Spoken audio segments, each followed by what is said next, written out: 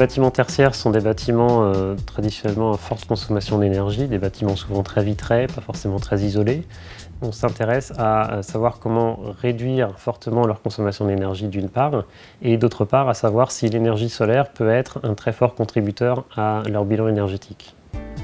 Nous avons développé une boîte à outils logicielle aujourd'hui commercialisée sous le nom d'ArchiWizard et qui permet aux concepteurs de bâtiments et en particulier aux architectes de tester dès les premières esquisses la performance énergétique et solaire de leur bâtiment.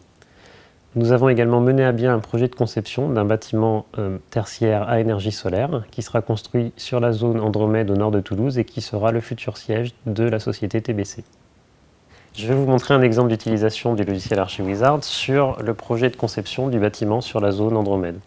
Donc vous voyez ici une vue en 3D du bâtiment qui est en cours de conception et l'utilisation d'ArchiWizard pour le dimensionnement des protections solaires sur le mur rideau côté sud. On peut très simplement supprimer cette protection solaire et voir que le logiciel recalcule en temps réel en quoi la réception de l'énergie directe est modifiée.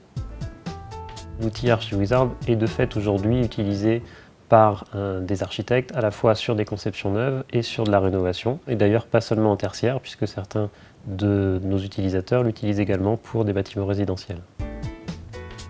Nous avons décidé de rassembler autour d'une même table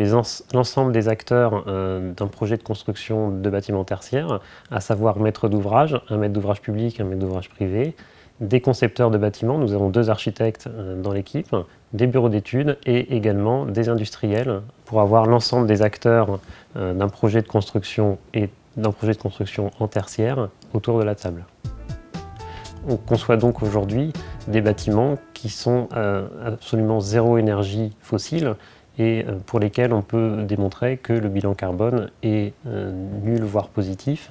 Cela va fortement contribuer à la réduction de la consommation des énergies et aux émissions de gaz carboniques du parc de bâtiments, et ce d'autant plus si on arrive à étendre ces méthodes de conception et de réalisation de bâtiments énergie positive également sur la réhabilitation du parc existant.